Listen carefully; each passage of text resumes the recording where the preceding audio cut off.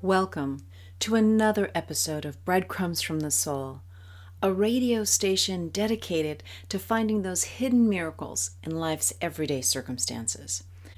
Today, we're going to talk about releasing the guilt that keeps us stuck. And I'm going to share with you some steps that we can all hopefully use in order to help us to immediately begin to release that guilt that is keeping us stuck in the circumstances of our lives that we would prefer to change.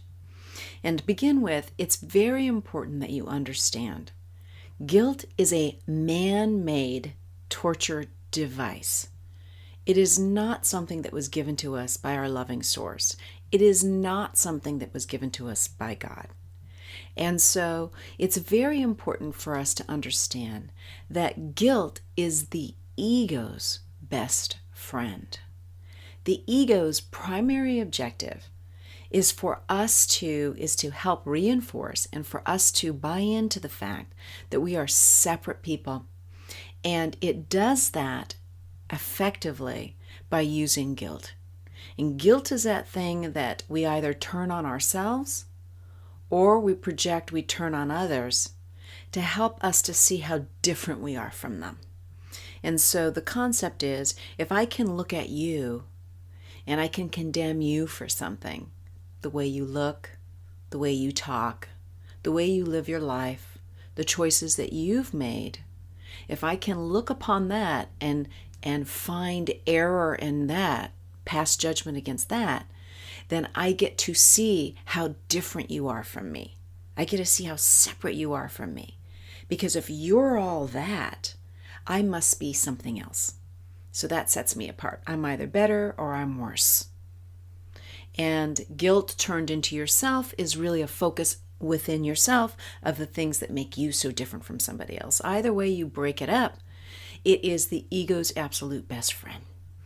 And so what we're learning to do in our awakening process, and what A Course in Miracles is helping us to understand, is that we are one.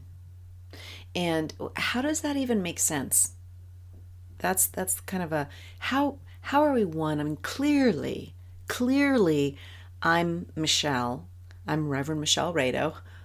And you are whoever you are. I mean, clearly you don't have my hair, you don't have my face. I'm different than you, I'm separate from you. And so this body bears witness to the fact that we're separate. But what we're understanding through science, we understand, we have been told, all of us have been told, we use 10% of our brain? What happens when we open up the rest? What might we experience if we access all that we are capable of? There's much research that's been done that shows the connectedness of humans, the connectedness of us to nature, and how we interact. And it's something that you can't see. We see each other. We see the other, and we see ourselves. We see them as separate because we're looking at the physical form. But we don't have to go much farther than sound to understand that there's much more than just the physical form. You can't see the waves of my voice you can't see that, but yet it's there. We know it's there. And there are other dimensions that we don't see. And so to help understand, I like to look at it like an analogy of the puppeteer. Have you ever seen a puppet show? You can do the marionettes. You've got one person behind handling the marionettes. There's a bunch of strings. And over here, and they're making one voice. Hi, George. I'm George. George, what's up? I don't know, Marion, what's up? I don't know, but I'm very mad at you right now. And I think that you've made very poor choices in your life. I think you should do things the way I think you should do them. Well, why, George? I don't know why. I mean, who the heck do you think you are? This character doesn't know what this character is doing, but the puppeteer oftentimes is the author of the show, the producer of the show, the performer, and is actually manipulating these two characters. And what we don't get in our limited viewpoint is that our limited viewpoint, that of our individual self, is just one character. I'm just one character. Reverend Michelle Rado is one character. You are physically, in your form, one character. But there is only one puppeteer. I would liken the puppeteer concept to awareness, of conscious awareness. We are that awareness. We are that one puppeteer. That is who we really are. We've just forgotten that. We have gotten so focused into this limited perception of who and what we are that we have absolutely, literally lost our true self in that process. And so ego is thriving, and it's thriving through the use of this separating torture device called guilt. And we're playing into ego's hand because we're playing right along with it.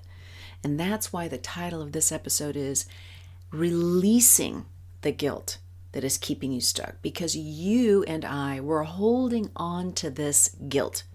Every time we look at another and we pass a judgment on another, we condemn or compare ourselves to the other, we are playing right into the hands of guilt, separation, and ego. We are totally missing the sameness that exists at the core of us, which is that we are this awareness. And this awareness equals love. This is a loving awareness. We are love. And we forget that. We have forgotten that we're the puppeteer, and we are so caught up in playing the character, the role that we have set out, that we've identified with for ourselves, that we're missing the point, quite literally. We are not pretending to be separate characters. We have absolutely forgotten that we are the puppeteer and that we are one, and we are absolutely stuck in this idea, this impression, which we enforce and reinforce every single day through guilt, through judgment, through comparison and seeing the differences rather than the sameness. Guilt keeps us stuck because when we focus on the differences in the other or ourselves, we remain absolutely stuck in this character, in this form. It is a limitation. As we forgive, we release that guilt, and we see more accurately, we feel the oneness, the sameness that connects us all, that thread of love that connects us into the one heart.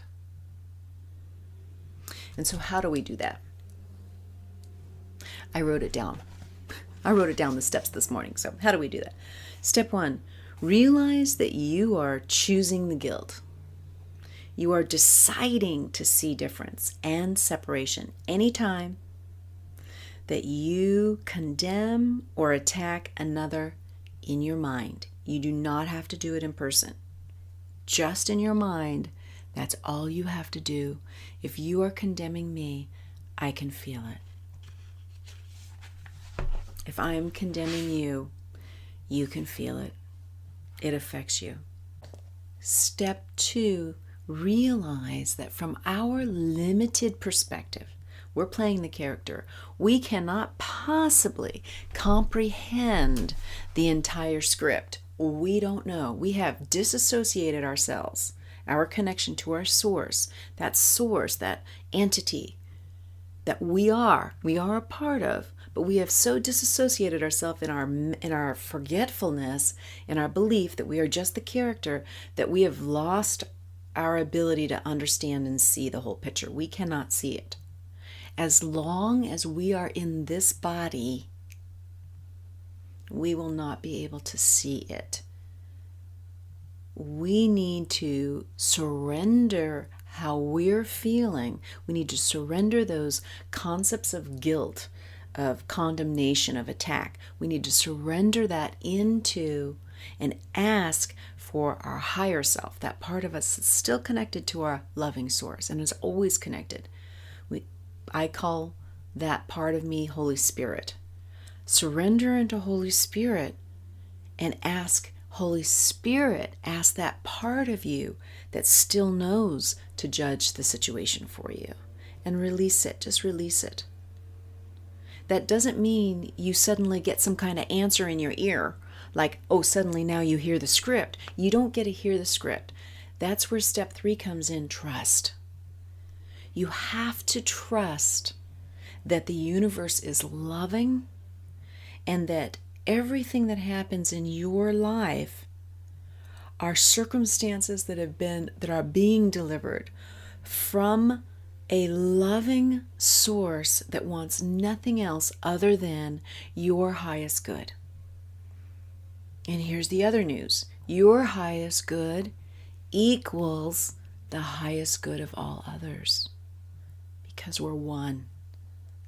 So your highest good is the awareness of the all and our oneness and that unconditional love, that place of utter peace, that place where we get to rest in peace, in love, and in joy. And we get to choose that by going back to step 1 and realizing we're making a choice. All you got to do is catch yourself. And don't be mean to yourself.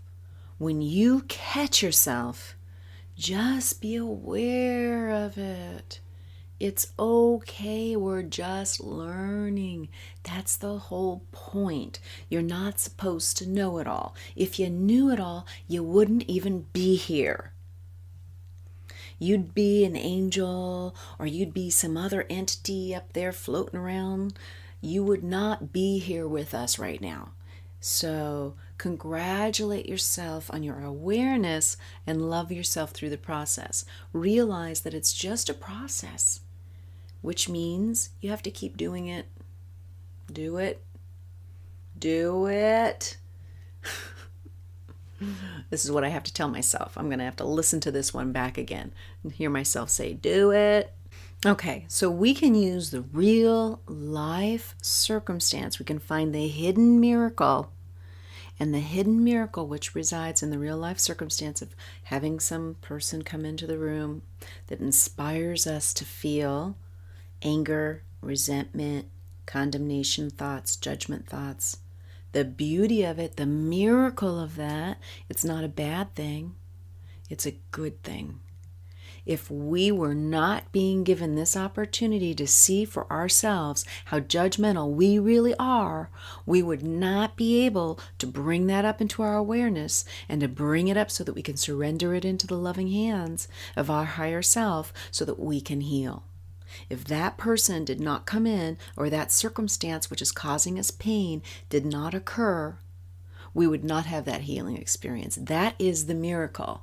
And we are to be grateful and in gratitude to every single person who inspires any kind of reaction from us.